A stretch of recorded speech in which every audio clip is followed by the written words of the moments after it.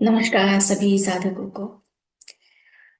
आज हम Ramtha the White Book by J Z Knight उनके द्वारा दिए गए इस विजडम को आज के विषय से उस गहराई में पहुंचेंगे, क्योंकि आज का जो विषय है प्रेम करो और जो चाहो वो करो। इसका अर्थ अलग भी निकल सकता है। यानी इतना महत्वपूर्ण आज की जो बात हम समझने जा रहे हैं, सुनने में ये बहुत सरल लगता है, लेकिन अगर इसे सही से ना समझा जाए तो ये एक भ्रम भी पैदा कर सकता है। तो क्या इसका मतलब प्रेम करो जो चाहे वो करो, हम कुछ भी कर सकते हैं, जो मन करे वह कर ले? लेकिन इसका असली अर्थ रामथा समझा रहे हैं कि जब हम प्रेम को समझते हैं तो सामान्य तौर पे प्रेम हमारे लिए क्या है? Attachment, expectations, positiveness. तो क्या ये प्रेम है? ये प्रेम नहीं है। सच्चा प्रेम, यहाँ पे सच्चा प्रेम की बात कर रहे हैं। सच्चा प्रेम क्या है? स्वीकार, स्वतंत्रता, फ्रीडम, एक्सेप्टेंस, कंपैशन, करुणा। तो जब मनुष्य अपने डर, अपने नियमों, अपने कंडीशनिंग से मुक्त हो जाता है, तब उसके भीतर एक गहरी शांति जन्म लेती है, और उसी शांति में प्रेम प्रकट होता है।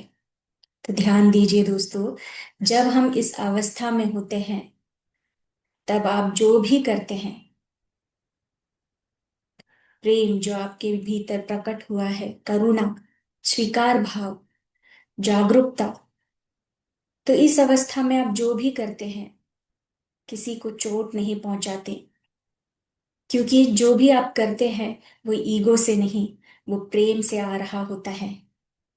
और इसी इसी को रामता यहाँ पे बता रहे हैं, प्रेम करो और जो चाहो वो करो।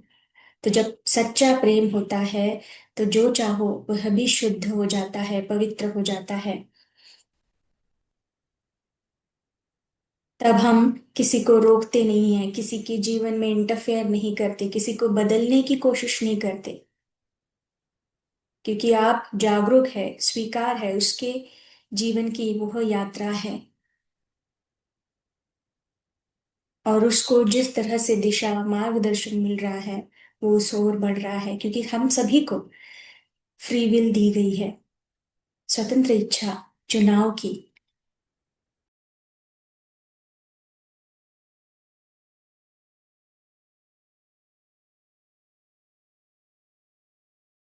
अभी हम, तो जैसे आज की विषय है प्रेम करो और जो चाहो करो, हम इसे और गहराई से समझेंगे रामता के साथ।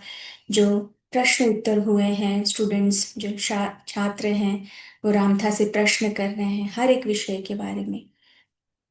जीवन में जो घटनाएं होती है, हत्याएं होती है, किसी का शोषण होता है, तो ऐसे कई प्रश्न पूछे गए हैं, और रामथा वही समझाने का प्रयास कर रहे हैं कि हर एक आत्मा दिव्य है, बस वो अपनी दिव्यता को भूल चुका है, और वही हमें याद दिलाने के लिए आए हैं कि तुम्हारा जीवन तुम्हारी अपनी रचना है। Love and do what you will do, what you will. प्रेम करो और जो चाहो वो करो। पहली बार देखो दोस्तों, क्या वास्तव में हमारा जीवन हमारा अपना है? ये सबसे बड़ा प्रश्न। क्या हमारी परिस्थितियां किसी बाहरी शक्ति द्वारा तय होती है? क्या हमारा अतीत हमारे वर्तमान को नियंत्रित करता है? क्या हमारे साथ होने वाली घटनाएं किसी पुराने कर्म का परिणाम है? या फिर क्या मनुष्य स्वयं अपने अनुभवों का निर्माता है? तो रामथा इस स्वाध्याय में इसी प्रश्नों को बहुत अलग दृष्टिकोण से देखते हैं और वही समझाने का प्रयास करते हैं। तो सबसे बड़ा शिक्षक कौन है? रामता कहते हैं तुमसे बड़ा कोई शिक्षक नहीं है। लेकिन इसका अर्थ ये नहीं है कि हमें किसी गुरु, किसी पुस्तक या शिक्षक से कुछ सीखना नहीं चाहिए। बल्कि वे बता रहे हैं कि अंतिम समझ हमेशा, जो हम सीखते हैं, अंतिम समझ जो है वो हमारे अनुभव से ही आती है। हम चाहे जितने भी सत्संग कर लें, कितनी ही किताबें पढ़ लें, लेकिन जब तक हम उसको अनुभव नहीं करेंगे तब तक वो समझ नहीं आएगी। यही रामता हमें बता रहे हैं। कोई व्यक्ति आपको बता सकता है कि शांति क्या है, लेकिन जब तक आपने अपने भीतर शांति को अनुभव नहीं किया तब तक वह केवल एक विचार है। कोई आपको बता भी सकता है कि प्रेम क्या है, लेकिन प्रेम का वास्तविक अनुभव किसी दूसरे व्यक्ति के शब्दों से नहीं, अपने आपके अपने अस्तित्व से अनुभव होता है। इसलिए जीवन स्वयं एक शिक्षक है। ये जीवन स्वयं एक शिक्षक है। आप जिस परिस्थिति से गुजरते हैं, जिस व्यक्ति से मिलते हैं, जिस निर्णय के सामने खड़े होते हैं और जिस अनुभव से गुजरते हैं, वह आपके लिए शिक्षा बन सकता है। इसी दृष्टि से देखें तो जीवन में कोई भी अनुभव पूरी तरह व्यर्थ नहीं है।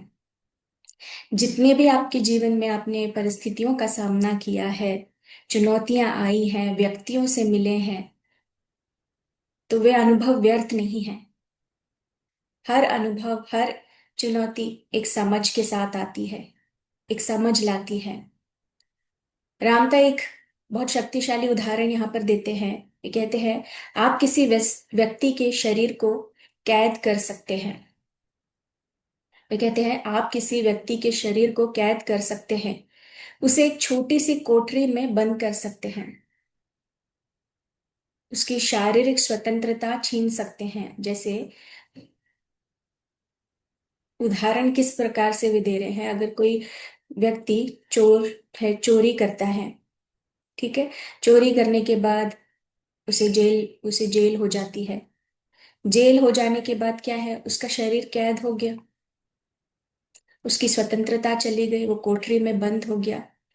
लेकिन रामता यहाँ गहरी बात क्या कर रहे हैं, आप, दुनिया में नियम है, कानून है, ठीक है, कानून के अनुसार उस व्यक्ति को आप पनिशमेंट दे सकते हो, लेकिन आप उसके विचारों को कभी कैद नहीं कर सकते। क्या कर सकते हैं क्या? यहाँ पे रामता पूछते हैं, क्या आप उसके विचारों को भी कैद कर सकते हैं? शरीर सीमित हो सकता है, लेकिन विचार अपनी यात्रा जारी रख सकता है। मनुष्य अपने भीतर सोच सकता है, अपने अनुभवों को देख सकता है, अपने आप से प्रश्न कर सकता है और उसका निष्कर्ष बदल भी सकता है, और अपने भीतर एक नई सच्चाई, एक नई रियलिटी की कल्पना भी कर सकता है। आप चाहे उसे कैद कर लो, उसकी स्वतंत्रता छीन लो, लेकिन विचार को कैद नहीं कर सकते। और यही इस अध्याय की एक महत्वपूर्ण बात सामने आती है कि बाहरी स्वतंत्रता से पहले आंतरिक स्वतंत्रता आती है, क्योंकि यदि मन स्वयं भय, अपराध बोध और सीमित विश्वासों में कैद है, तो बाहरी स्वतंत्रता भी अधूरी रह सकती है। अब यहाँ पे वे कर्म के बारे में कहते हैं। सबसे महत्वपूर्ण हिस्सा है इस किताब में कर्म का। हम में से बहुत लोगों ने कर्म को इस रूप में सुना है कि आज हमारे साथ जो कुछ हो रहा है वह पिछले जन्मों में किए गए कर्मों का परिणाम है। अर्थात यदि जीवन में कोई दुख आया है, यदि आपके जीवन में कोई दुख आया है, तो शायद हमने पहले कुछ ऐसा किया था जिसका भुगतान अब करना पड़ रहा है। अब रामथा इस विचार को स्वीकार नहीं करते। उनकी टीचिंग के अनुसार देखिए दोस्तों, रामथा, वे इस धरती पे, उन्होंने अनुभव किया है इस धरती से, जितने उनके जीवन में जो संघर्ष हुए हैं, जो युद्ध हुए हैं, और कैसे उन्होंने आत्म साक्षात्कार, एनलाइटनमेंट असेंड हुए हैं, तो उनके अनुभव से वो ये विजडम जो है शेयर कर रहे हैं। आप इसे सुनते हुए आपको क्या लगता है, कितनी गहराई है, कितना सत्य है जो ये कह रहे हैं? ऐसा भी नहीं कि पूरी तरह से आप सत्य से स्वीकार कर लो, आपको खुद इसकी खोज करनी है। ये जो बता रहे हैं क्या वाकई में इस तरह से है? तो आगे रामता कहते हैं कि उनकी टीचिंग के अनुसार भी कहते हैं कि कर्म कोई सार्वभौमिक, ऐसा कोई दंड व्यवस्था नहीं है। वे कहते हैं कि कर्म का नियम उन लोगों के लिए वास्तविक बन जाता है जो उस पर विश्वास करते हैं। यहाँ एक बहुत ही गहराई सूक्ष्म बात है कि वे ये नहीं कह रहे कि मनुष्यों, माफ करना, मनुष्य के कर्मों का कोई प्रभाव नहीं होता, होता है। वे ये प्रश्न कर रहे हैं कि क्या जीवन स्वयं किसी दंड और ऋण की व्यवस्था है? क्या हम जन्म लेते ही किसी अदृश्य खाते के ऋणी हैं? क्या हमें बार बार जन्म लेकर पुराने हिसाब चुकाने पड़ते हैं? तो रामता इसे नहीं कहते हैं, ऐसा नहीं। उनके अनुसार यह दृष्टिकोण जीवन को एक अंतहीन ऋण ऋण की तरह बना देता है। एक कर्म पूरा हुआ, फिर दूसरा कर्म बन गया, तो कर्म तो हम करते ही जा रहे हैं, है ना? उसे पूरा करने के लिए एक कर्म पूरा हुआ, दूसरा फिर आता है, दूसरा कर्म बन जाता है। उसको पूरा करने के लिए फिर एक नया जन्म, और फिर एक और आवश्यकता। इसी तरह मनुष्य हमेशा यह सोचता रहता है कि मुझे अभी और कुछ बाकी है चुकाना। ये ऐसी मानसिकता, ऐसा मान्यता बन जाती है कि ये मेरे पिछले जन्मों का कर्म है, अभी ये तो मुझे चुकाना ही पड़ेगा। चुकाना ही पड़ेगा इसका मतलब आपने आपके जीवन, आपने एक नया जन्म तय कर लिया कि आप नया जन्म आने ही वाले हैं। तो ये दृष्टिकोण को बदलने की यहाँ पर बात कर रहे हैं। जो पहले से हम सुनते आए हैं, उस धारणाओं को फॉलो करते आए हैं कि अब तुमने ये पाप किया है, इसको तो भुगतना है, मेरे पापों का कर्म बढ़ता जा रहा है, मैंने इतने पाप किए। तो रामदा यहाँ पर वही समझाने की प्रयास कर रहे हैं कि ऐसी मानसिकता स्वतंत्रता नहीं लाती। ऐसी मानसिकता स्वतंत्रता के बजाय क्या है, अपराध बोध पैदा कर सकती है। इसी बात को वे संबंधों पर भी लागू करते हैं। वे कहते हैं कि लोग जो है अक्सर कहते हैं यह व्यक्ति मेरे जीवन में किसी कार्मिक कारण से आया है। हम पिछले जन्म में, यानी हम पिछले जन्म में साथी रहे होंगे, हमारे बीच कोई पुराना बंधन होगा। होता है ऐसे प्रश्न, अभी हम इतना सुनते आ रहे हैं, इतना सोशल मीडिया से, इतने बुक्स पढ़ते आ रहे हैं और बहुत कुछ सुनते आ रहे हैं। तो ये क्या कह रहे हैं कि अक्सर लोगों की मान्यता के अनुसार अक्सर लोगों में यही रहता है कि ये व्यक्ति मेरे जीवन में इस समय पर आया है, तो शायद हम दोनों का कुछ तो कार्मिक बंधन है, और उस कार्मिक बंधन को पूरा करने के लिए वो मेरे जीवन में आया है। तो रामता अगला ही एक प्रश्न पूछते हैं, क्या यह संभव नहीं कि आप दोनों इस जीवन में एक दूसरे के साथ होना चाहते हैं? अभी यहाँ पे एक दृष्टिकोण से वो, एक अलग परसेप्शन से वो समझाने की बात कर रहे हैं। हम किसी को भी हम देखते हैं, हम सोचते हैं ये किसी रीजन से तो मेरे जीवन में आया है, कुछ तो कार्मिक बंधन है। लेकिन वो ये कह रहे हैं कि ऐसा संभव नहीं हो सकता क्या कि आप दोनों एक दूसरे के साथ होना चाहते थे? कभी कभी किसी बंधन को समझने के लिए पिछले जन्म की कहानी की जरूरत नहीं होती। हो सकता है आप दोनों एक दूसरे के अनुभव के लिए अभी यहाँ मिले हो, और यह भी संभव है कि संबंध का उद्देश्य हमेशा साथ रहना ना हो। कभी कभी दो लोग इसलिए भी मिलते हैं कि वे एक दूसरे के कुछ अनुभव करें। कुछ समझे, फिर अपने अपने मार्ग पर आगे बढ़ जाए। इसीलिए हर संबंध को कर्मिक बंधन कहना जरूरी नहीं। कभी कभी संबंध बस एक अनुभव है, एक अनुभव होता है। तो उसे बंधन बोलकर जोड़ना नहीं है। कुछ समय के लिए आते हैं, आपको जो समझना है, जो सीख मिलनी है, आपके द्वारा, उनके द्वारा, वो प्राप्त होता है, एक अनुभव होता है, और वो अपने रास्ते चला जाता है। अब यहीं से इस अध्याय 13वां अध्याय का दृष्टिकोण और भी गहरा हो जाता है। रामता के अनुसार जीवन दंड नहीं है, कोई पनिशमेंट नहीं है। हम यहाँ किसी अदृश्य जस्टिस न्यायालय द्वारा भेजे गए अपराधी नहीं हैं। ये हमारे लिए जेल नहीं है। यह हम यहाँ अनुभव करने आए हैं, जीवन को देखने के लिए आए हैं, महसूस करने के लिए आए हैं, समझने के लिए आए हैं, और अपने अनुभवों से बुद्धि प्राप्त करने के लिए। इस दृष्टि में कोई अनुभव अंतिम नहीं है। एक अनुभव आता है, हम इसे जीते हैं, उससे कुछ सीखते हैं, और फिर जीवन में आगे बढ़ते हैं।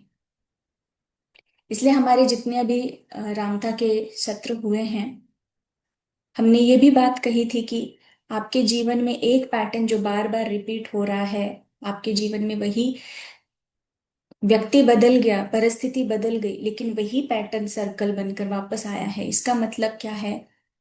कि आत्मा आपको उस ओर, उस अनुभव को पाने के लिए ढकेल रही है, कि अभी आपने उससे सीखा नहीं है, समझा नहीं है, तो वो पैटर्न फिर आता है।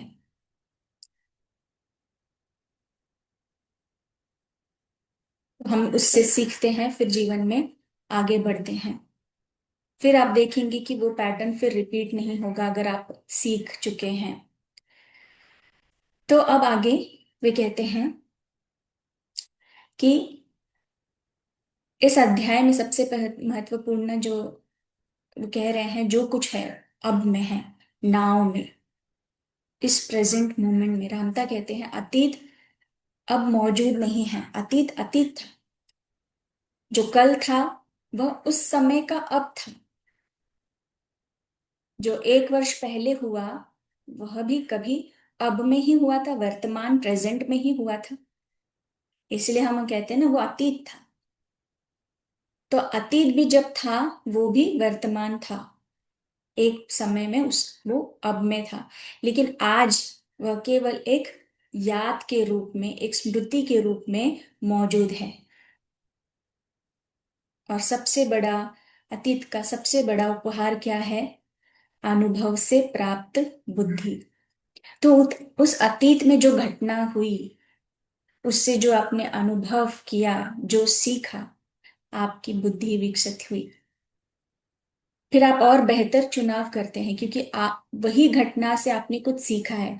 अब वही कुछ ऐसी घटना आपके सामने आएगा, तो अब बेहतर चुनाव करोगे। आपको एक जो है समझ मिल चुकी है।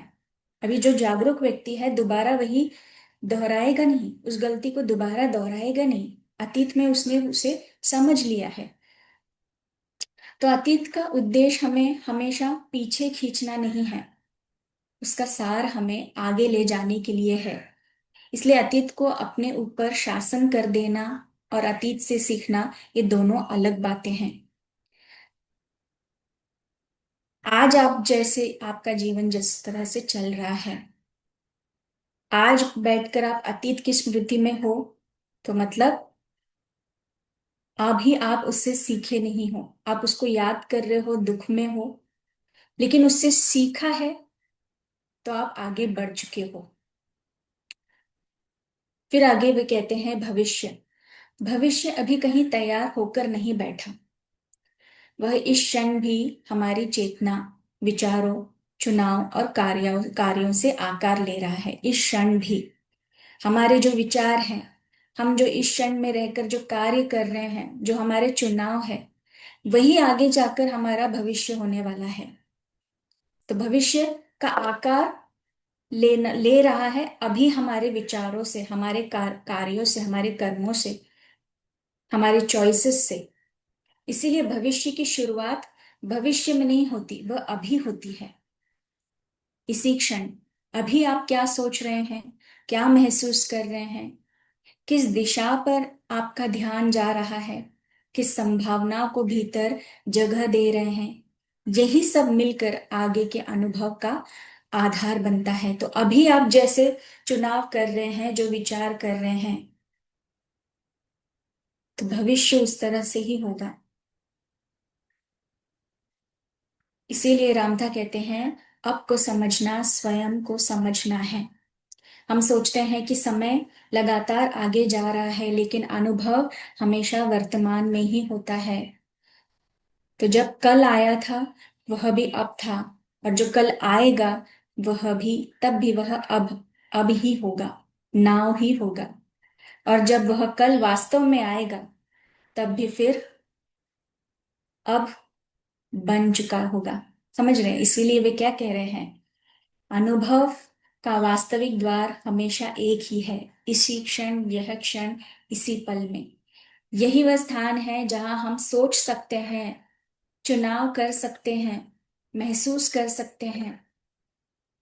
और यही स्थान है जहां हम अपनी दिशा बदल सकते हैं। तो आप इस जो रामथा के इस जो गहराई से जो ये समझा रहे हैं, आप अपने जीवन से जोड़कर देखिए कि इस पल में मैं क्या चुनाव करता हूँ, कौन सी दिशा चुनता हूँ, क्या मेरे विचार है इस समय। क्या मैं अभी भी पुरानी बातों को लेकर फंसा हुआ हूँ, रिश्तों को लेकर मैं अभी भी मायूस हूँ। तो यही विचार आपके रहेंगे तो अभी के विचार आपके लिए भविष्य का आकार ले रहे हैं, तो भविष्य में भी वही आप अनुभव करेंगे। तो अभी समय आ गया है, जो हो चुका वो हो चुका। अब नई दिशा, नया चुनाव, कैसा आप जीवन चाहते हैं, तो वैसे विचार हो, कार्य वैसे हो, लोगों के प्रति सम्मान, उनके बातों को सुनकर उनके लिए प्रेम। आगे हम इसे और समझते हैं। बहुत से लोग मानते हैं कि कोई बाहरी शक्ति उनके जीवन को नियंत्रित कर रही है। कभी जो है भाग्य को दोष दिया जाता है, कभी परिस्थितियों को, कभी पिछले जन्मों को, कभी कर्म को। लेकिन रामता यहाँ जिम्मेदारी वापस मनुष्य के हाथ में रखते हैं। वे कहते हैं, आपके जीवन के आप जिम्मेदार हो, तो आपको अपने जीवन की जिम्मेदारी उठानी है। वे कहते हैं, तुम अपने अनुभवों के निर्माता है। इसका अर्थ ये नहीं कि संसार में होने वाली हर घटना को हम सचेत रूप से चुनते हैं, बल्कि उनकी जो दृष्टि जो दृष्टिकोण है वो यह है कि हमारी चेतना, हमारी मान्यताएं और हमारी इच्छाएं हमारे अनुभवों के निर्माण में गहरी भूमिका निभाती है।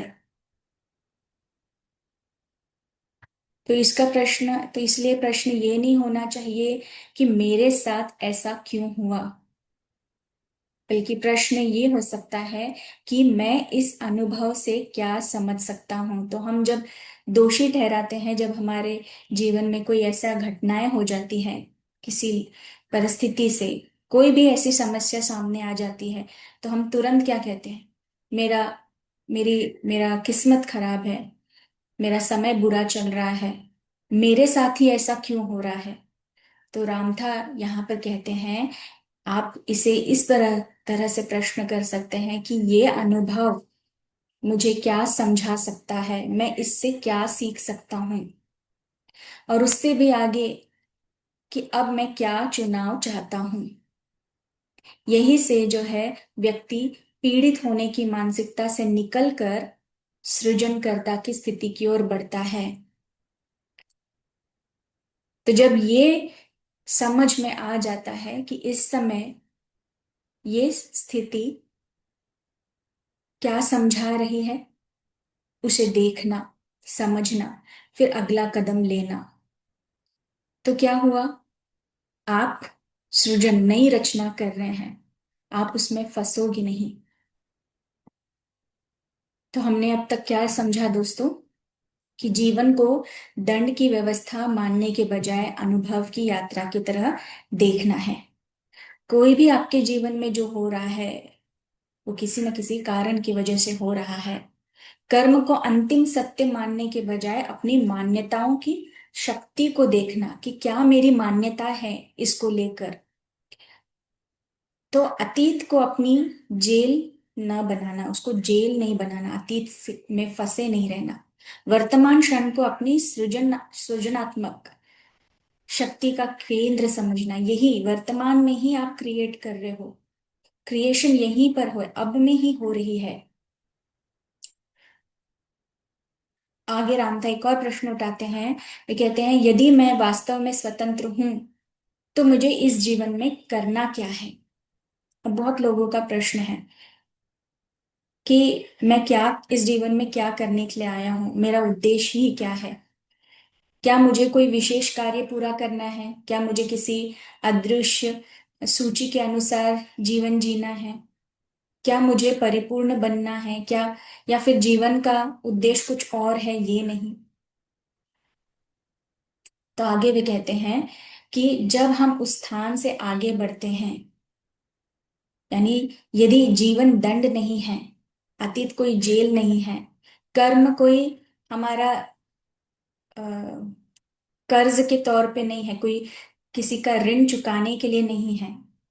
हम यहाँ क्यों हैं? रामथा के अनुसार हम यहाँ केवल इसलिए नहीं आए हैं कि हमें कोई पुराना हिसाब चुकाना है। उनकी दृष्टि में जीवन स्वयं एक अनुभव है, एक ऐसा क्षेत्र जहाँ चेतना स्वयं को अनुभव के माध्यम से विस्तृत करती है। क्या हमें पूर्ण होना है? अब हमारे भीतर बचपन से एक विचार जो है बैठाया जाता है कि हमें बेहतर बनना है, हमें सही होना है, हमें हमें पूर्ण होना है, हमें अपनी कमियां समाप्त करनी है, हमें नियमों के अनुसार जीना है। तो शुरुआत में ही क्या है, ये कंडीशनिंग होती गई है।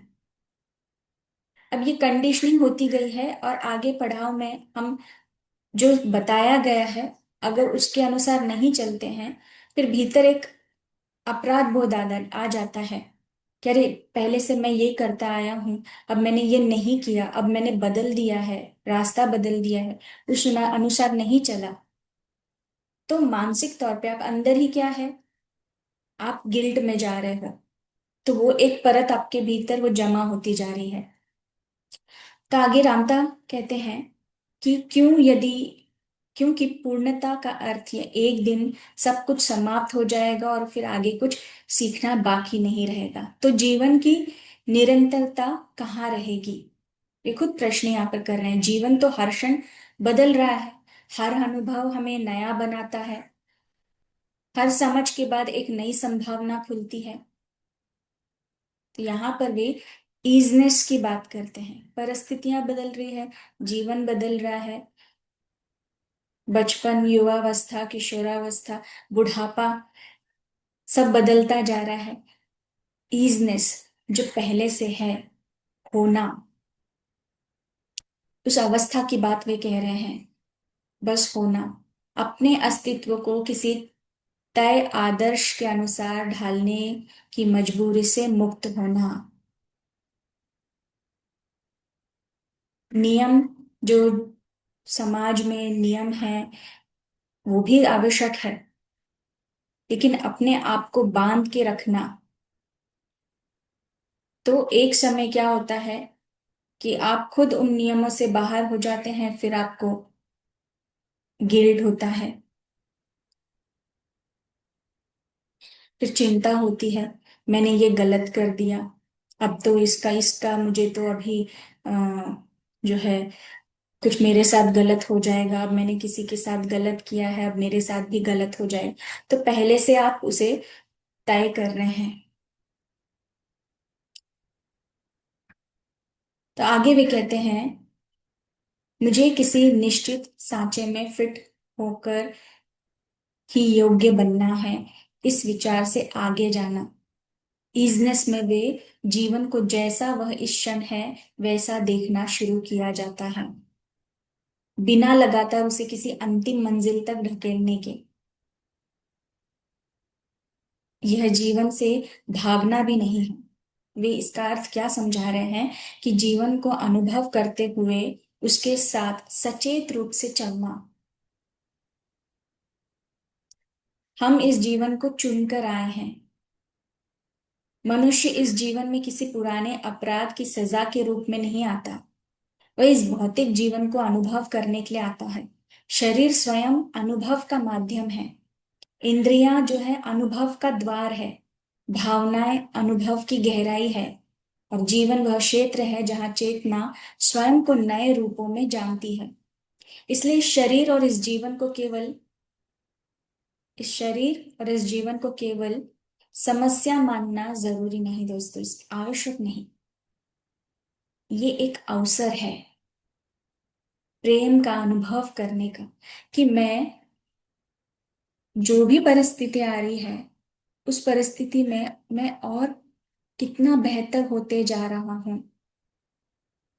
क्या बनते जा रहा हूं, क्या परिवर्तन हो रहा है, पहले कैसे था, अब ये आपको जानकारी प्राप्त हो रही है, आपकी समझ बढ़ रही है, आपकी बुद्धि बढ़ रही है,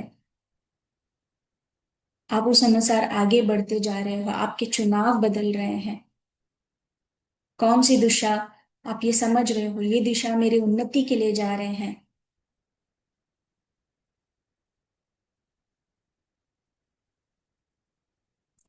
तो सभी अनुभवों से अपनी समझ को हम जो है और इवॉल्व और विस्तृत करने का हमें अवसर मिलता है दोस्तों।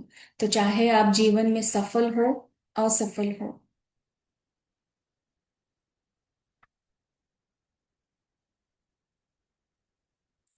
हम अक्सर जीवन को करना ही है, करना ही पड़ेगा, इस भाषा में जीते हैं। मुझे ये करना ही है, मुझे ऐसा होना ही चाहिए, मुझे ऐसा बनना ही चाहिए। लोग मुझसे कई अपेक्षाएं रखते हैं, उनकी अपेक्षाओं में मुझे खरा उतरना ही है। समाज ये कहता है, परिवार यह चाहता है, तो मुझे उनके लिए करना ही है। धीरे धीरे ऐसा करते करते जो ये व्यक्ति है भूल जाता है कि मैं वास्तव में क्या हूं, मैं वास्तव में खुद क्या चाहता हूँ, ये भी भूल जाता है। और लोगों के लिए करने के लिए, दूसरे को मैं खुश करूंगा तो मैं भी खुश हो जाऊंगा, उनकी इच्छाओं को पूरा करूंगा तो आपको लगता है मैं मुझे आनंद मिलेगा। लेकिन आप खुद के लिए क्या कर रहे हैं, आप खुद को पीछे रखकर उनके लिए कर रहे हैं, तो एक दिन ऐसा आता है कि आप फिर सोचते हैं मैं तो दुनिया के लिए, लोगों के लिए करते करते मैं अब बहुत थक गया हूं, मैंने अपने लिए तो कुछ किया ही नहीं है। ये रियलाइजेशन होता है। फिर तब वह व्यक्ति, ये जागरूकता है, फिर वह व्यक्ति अपने परिवार के लिए जो समाज जो जिम्मेदारियां है वो करता है, लेकिन अपने को भी साथ रखता है, अपने को पीछे नहीं। जितना जो कार्य करना है उतना करता है, उससे अधिक नहीं। तो जहां जितना हमको देना है उतना वो करता है। तो ये दृष्टिकोण, ये परिवर्तन हमारे जीवन में आता है दोस्तों। तो जीवन केवल कर्तव्यों की सूची नहीं है, जीवन अनुभव भी है। यहाँ पर एक बहुत जरूरी बात हमें समझना है कि प्रेम करो और जो चाहो वो करो। तो इसका अर्थ ये नहीं कि जो मन में आए करो, चाहे उससे किसी को नुकसान भी हो। ये इस रामथा की टीचिंग का ये उद्देश्य नहीं है। तो गहरी बात यहाँ पर समझा रहे हैं, अपने अस्तित्व की सच्ची अनुभूति को पहचानना और उसके प्रति ईमानदार होना। यदि प्रेम यदि भीतर प्रेम है तो प्रेम को जीना। यदि कोई दिशा आपको भीतर से पुकारती है तो उसे समझना कि ये मुझे क्या बता रही है, क्या समझा रहा है।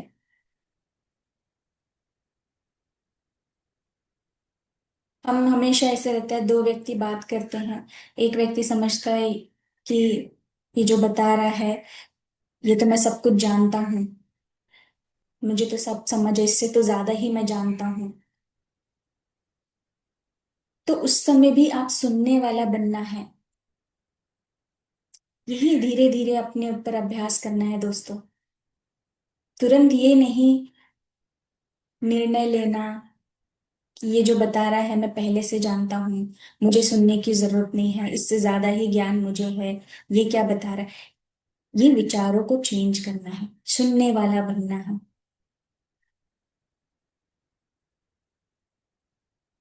तो आगे वो कहते हैं, यदि कोई अनुभव समाप्त हो चुका है, जो भी आपने उससे सीखा है समाप्त हो चुका है, वो अनुभव आपने प्राप्त कर लिया, अब उसे पकड़ कर बैठना नहीं है। यदि जीवन किसी नए अनुभव की ओर बढ़ रहा है, तो उसे केवल भय के कारण अस्वीकार नहीं करना। जो नया अवसर आया है, वह भी कुछ सिखाने के लिए आया है, कुछ समझाने के लिए आया है। और सबसे बड़ी बात वो ये कहते हैं कि जितना भी अब तक जो कंडीशनिंग हुई है, जो गिल्ट हमारे भीतर, जैसे कि नियम तोड़ते गए हैं, किसी को दुख पहुंचाया है, कोई पीड़ित है, ठीक है, तो वो क्या कहते हैं रामधा, कि सबसे बड़ा चीज तो पहले आपको ये है कि स्वयं को क्षमा करना, स्वयं से प्रेम करना, सेल्फ फॉरगिवनेस, आत्म क्षमा। बहुत से लोग अपने जीवन को वर्तमान में नहीं जी पाते, क्योंकि वे लगातार जो है अपने पुराने निर्णयों को दोहराते हैं। मैंने ऐसा क्यों किया, मुझे ऐसा नहीं करना चाहिए था, मुझसे यह गलती क्यों हुई। वो वर्तमान में भी अतीत की उन गलतियों को वो दोहराते रहते हैं।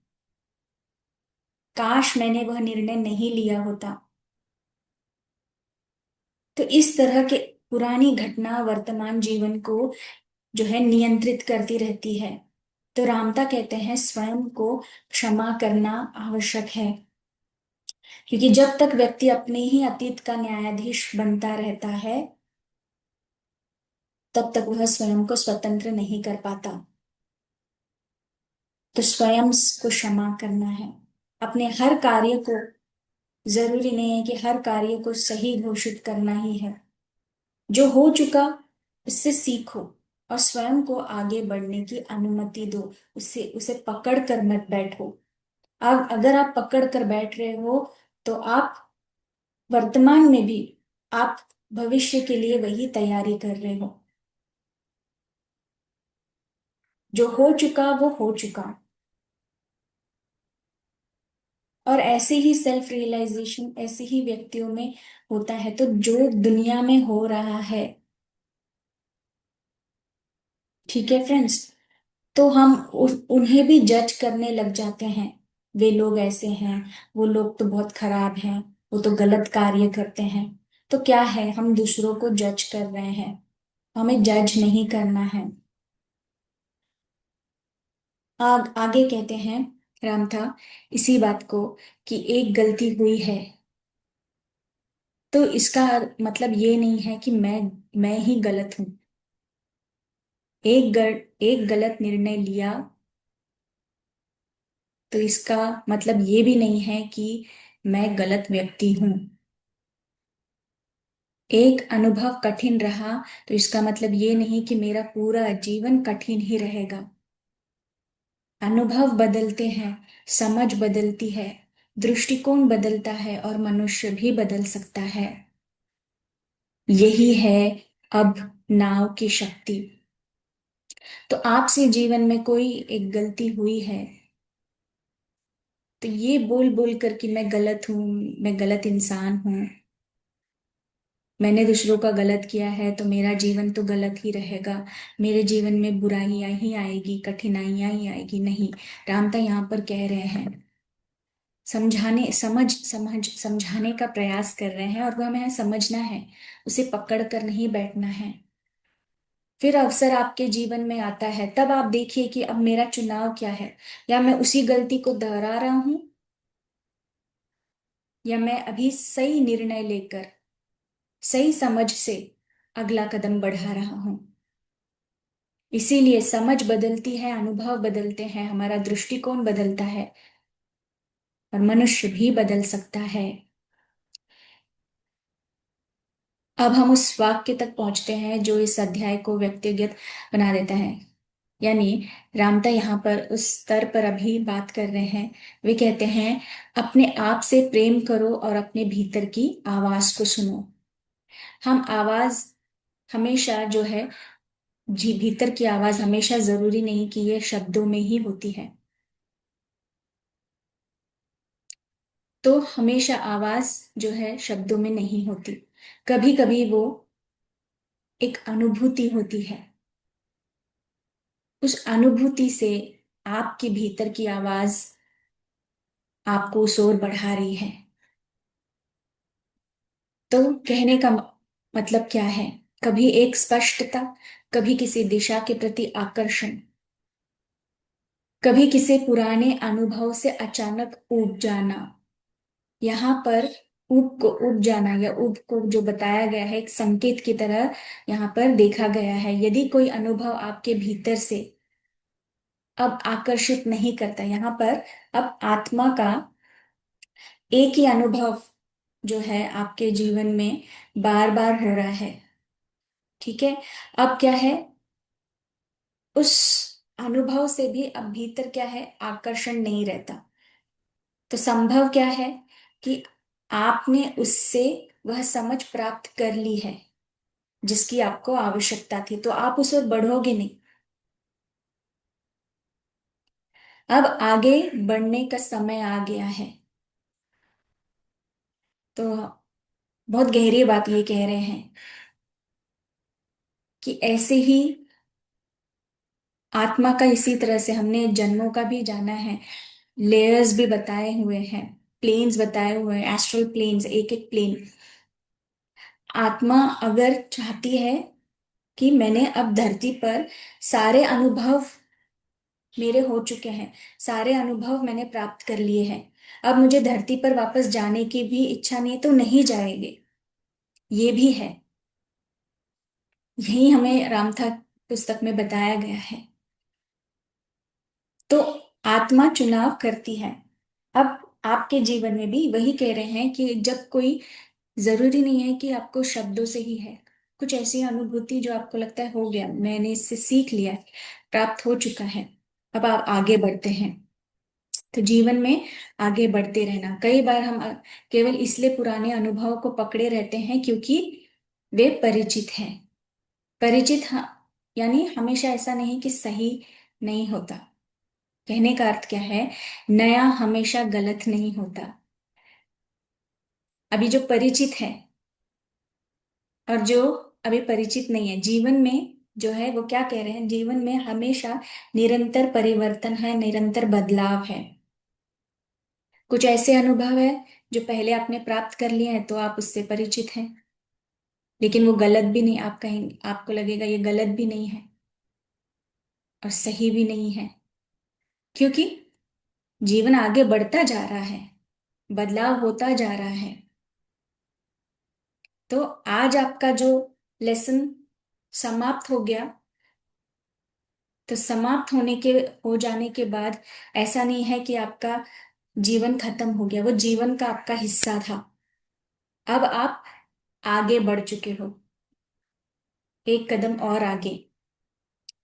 तो किसी संबंध का रूप बदल सकता है, किसी काम की दिशा बदल सकती है, आपकी जो प्रायोरिटीज है वो बदल सकते हैं, आपके विश्वास बदल सकते हैं। पहले आप कुछ और विश्वास करते थे, अब आप अनुभव प्राप्त करते हुए आपके जीवन में आगे बढ़ चुके हो, आपकी चेतना विस्तार हुई है, आपका बुद्धि विकसित हुआ है। जो पहले आप विश्वास करते थे, आज आपका विश्वास कुछ और बदला हुआ रहेगा। एक ठोस समझ जागृत हुई होगी और आपका स्वयं को देखने का तरीका भी बदल सकता है। हमें हमेशा जो है ये नहीं, मत समझिए कि मैं हमेशा असफल रहा हूं, नहीं। कभी कभी वो असफलताएं ही हमारा विकास होता है। तो इसीलिए असफलताएं भी जीवन में आती है ताकि हम विकसित हो। तो यहाँ पर अब आगे उन्होंने इस अध्याय में नियमों से भी मुक्त होने की बात कहते हैं हमें। तो कहते हैं इसे इसे थोड़ा सा हम समझने का प्रयास करेंगे, जिस तरह से यहाँ पे रामथा ने बताया है कि हम सब की यहाँ पर जैसे सामाजिक जिम्मेदारियां भी होती हैं। हम उन जिम्मेदारियों से हमें भागना नहीं है, ये इस पुस्तक में ये संदेश नहीं दिया जा रहा है। समाज के प्रति जिम्मेदारियां हैं, अपने परिवार के प्रति प्रति जिम्मेदारियां हैं, हमें उससे भागना नहीं है। यहाँ पर वे बता रहे हैं कि दूसरों की स्वतंत्रता छीनने की बात कर रहे हैं। वो संकेत दे रहे हैं कि अपने भीतर बनाए गए जो अननेसेसरी मानसिक बंधनों को पहचानना।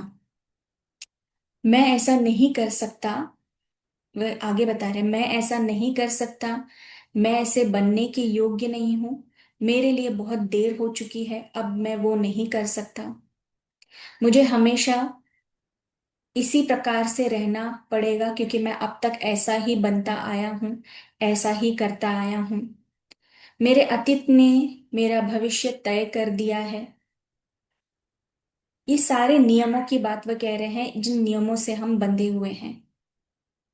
और कई बार जो है सबसे कठोर जो है, वो कहते हैं कि जो जेल की हम बात कर रहे हैं, तो जेल वो बाहर नहीं, जो बाहर की जेल जो बता रहे हैं, इन सब नियमों से बंधे हुए हैं तो वो अपने भीतर ही बनी हुई है, हमने उसमें अपने आप को बांध रखा है। इसीलिए रामथा इस विषय को समझाने का बार बार प्रयास कर रहे हैं। जो चाहे वो करो, इसका अर्थ ये नहीं है कि जो मन में आया वो करते जाओ। ये प्रेम केवल किसी व्यक्ति के प्रति भावना नहीं है, ये स्वयं जीवन के प्रति एक गहरी स्वीकृति है, अपने अस्तित्व को स्वीकार करना, मैं जैसा हूं वैसा।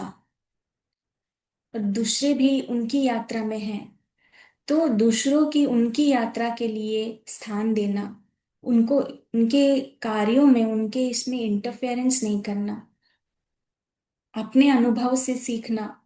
वे अपने अनुभव से सीखते हुए आगे बढ़ते जा रहे हैं और अपने भीतर उस फ्रीडम को पहचानना जो किसी बाहरी अनुमति की प्रतीक्षा नहीं करती। आपके पास फ्री विल है, आप किस ओर कदम बढ़ा रहे हैं। प्रेम में व्यक्ति जो है दूसरों को अपने साँचे में दूसरों को भी कंट्रोल करने की कोशिश करते हैं, तो दूसरों को भी कंट्रोल नहीं करना है।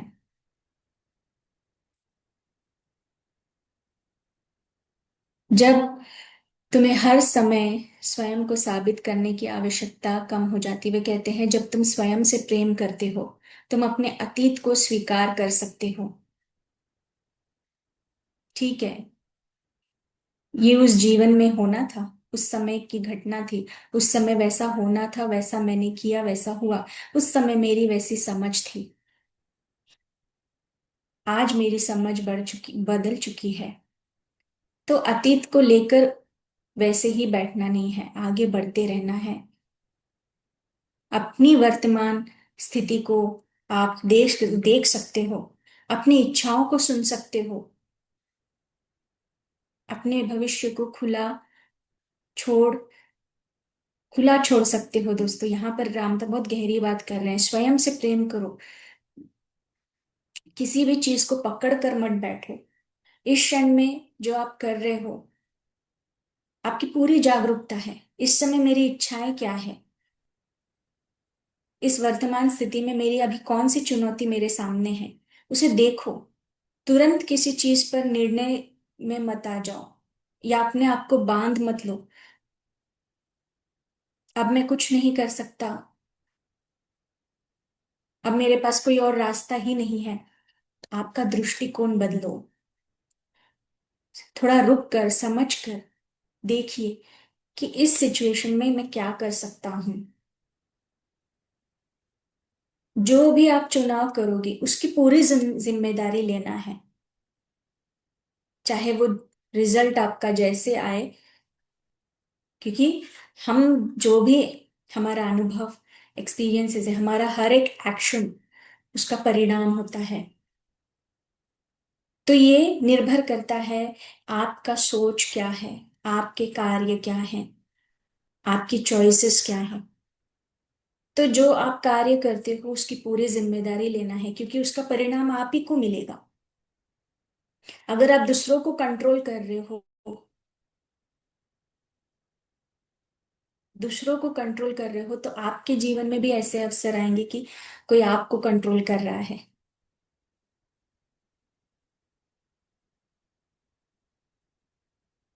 तो रामथा यही कह रहे हैं कि दूसरों के इसमें भी हमें इंटरफेयर नहीं करना है। हाँ, आपके घर, आपका परिवार है, आपके मित्र है, जो है, आप उनको, आप जागरूक है, आप जो, अभी देखिए हम नियम कैसे बनाते हैं। अगर कोई व्यक्ति जो है आपकी सोसाइटी में, जैसे आपकी घर, हाउसिंग सोसाइटी है, उसमें कुछ ऐसे रूल्स हैं।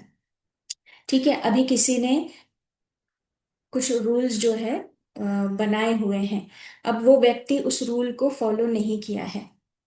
ठीक है, अब आप उनको जाकर बताते हो कि ये तो नियम के खिलाफ था, आपने ऐसा करना नहीं चाहिए था, आपने क्यों नहीं किया।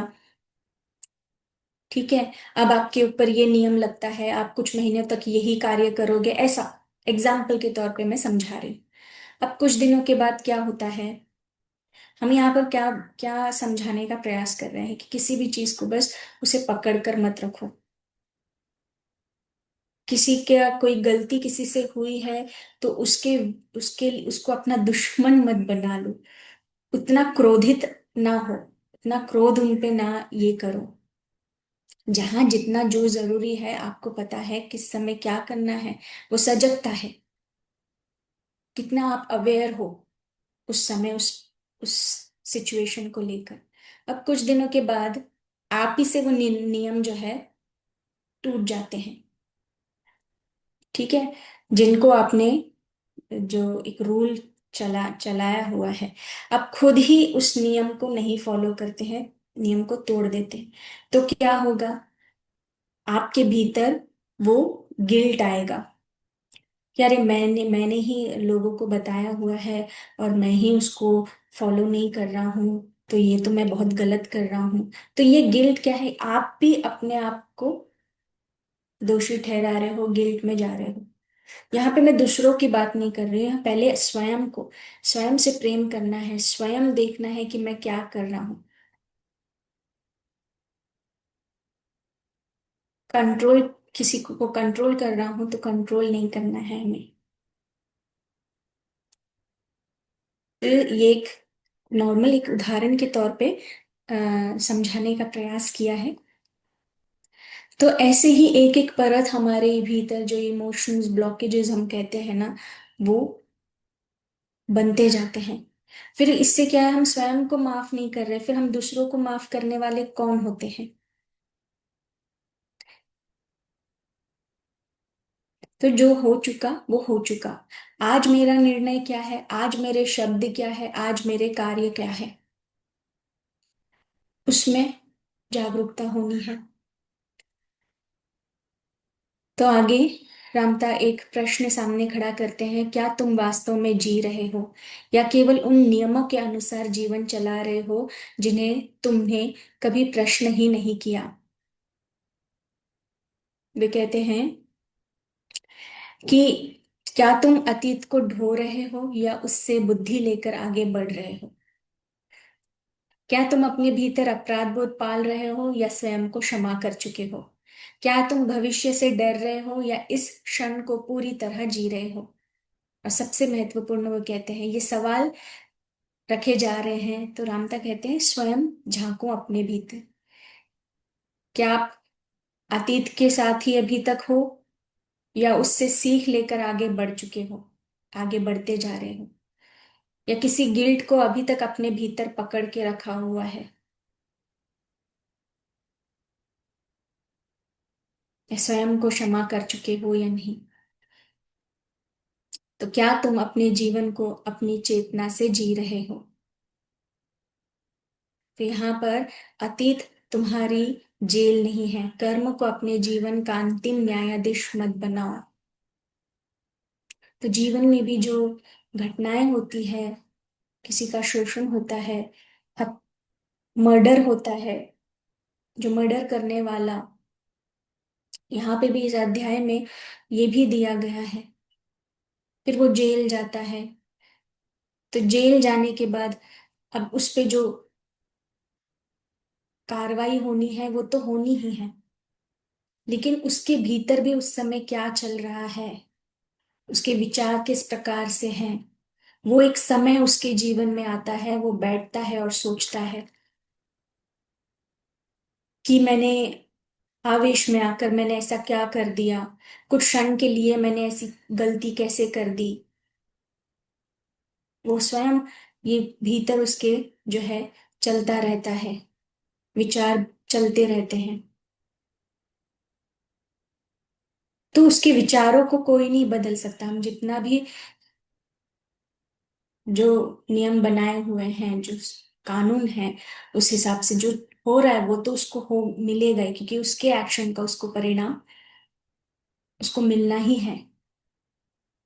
लेकिन जब वो बैठता है, वहां रहता है, कितने सालों साल रहता है, तो उसके विचार कौन जान सकता है। तो ऐसे ही कई लोगों में रियलाइजेशन आने लगते हैं, समझ बदलने लगती है। मैं एक अच्छा इंसान बनूंगा, मैं दोबारा ये गलती नहीं करूंगा, मेरे जीवन को मैंने बहुत बुरी तरह से चलाया है,